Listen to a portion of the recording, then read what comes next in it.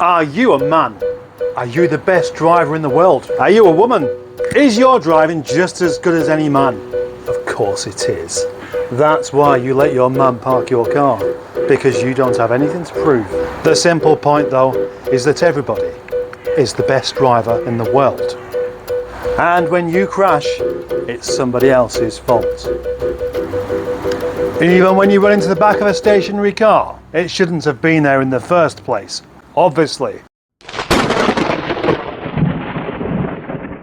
99% of all accidents are somebody else's fault.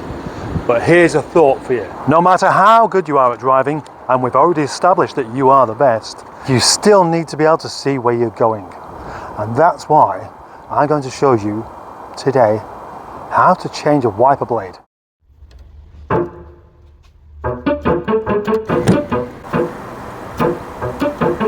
This will be worthwhile watching. Most people will already know how to do this, but for the sake of kindness and being ever so slightly patronising, I shall show you how to do this just in case you don't have a rover. A reasonably well-educated and understanding person of a motor car will understand that the wipers are activated by motors and arms underneath the scuttle panel. I know what you're thinking. It's just as well you don't need to know all that, because that's starting to get dangerously technical. Anyway, let's not take any chances. Just here you can see there is a slot for your key to go in, and you turn that, unless it's stuck, clockwise to turn on the ignition and the engine. See? If I turn it again, it turns the engine on. That's fabulous. That's helpful. That's noisy. You don't need the engine on to activate the wipers, but you probably do need it on the ignition. So let's have a look. Most normal cars will have a wiper activation switch just here, and we can just press that down for one. Look at that, see? Or you can turn it so it stays on. These wipers do a fabulous job of removing rain from the windscreen. But what if the blades are not particularly good? That's these things. It doesn't look too bad, but I'm sure it wasn't doing the best job of removing the water from the screen. So, just here, I have a brand new wiper, which was from a shop. Apparently it's weather resistant, which is handy because it will be left outside. Now this is where it starts to get a bit technical, I'm afraid, because not only have I got to fit the wiper blade, but I have to take the old one off, and I have to remove it from the packaging. That's the bit I don't particularly like. So we need some sort of cutting device and a tripod so you can see how it's done.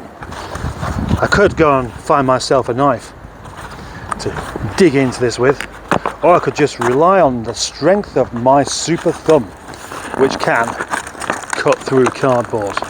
And in here we have the wiper blade, and we have a whole host of different fitments, you see, and we've got to decide which one of these is the correct one to use. That's annoying, isn't it? There we go. That comes off like that, which is easy.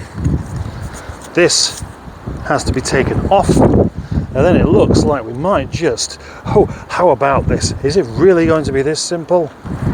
It's raining. You may not be aware of this, but rain, which is water, doesn't really mix too well with electrical items. So I'm having to put you inside there. Okay. Last time I bought some wipers, I just took them out and put them straight on. I honestly thought it was going to be the same kind of thing. To the extent where I thought you don't really need an instruction manual on how to change a wiper blade. But these days it seems that, well, maybe you do, because this has to come off of there. When you get annoyed with opening the bag, just rip it open. It doesn't matter. You're never going to use it again. Looks like a tank. Looks like a boat.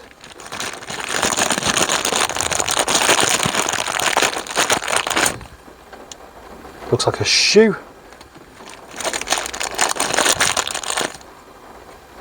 Looks like a catamaran. Finally, looks like a Volkswagen Polo. So, do the instructions tell me anything about how to remove this? And the answer is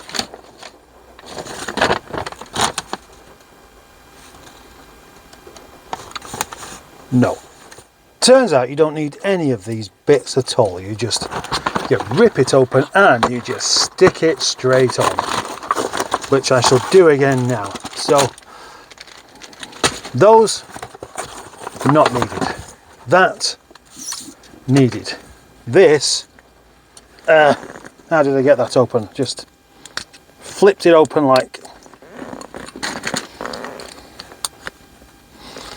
there we go, flip it open, stick it straight on, back into the wets. That's it, job done. How easy was that? So the next thing is test the blades.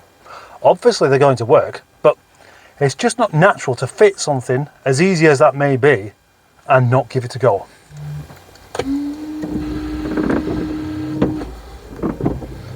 And look at that, they do the job. Well, what was I expecting? Join me next time for another patronising lesson on how to do something you probably already know how to do. There's loads to come. Don't miss any of it. You'd be daft to.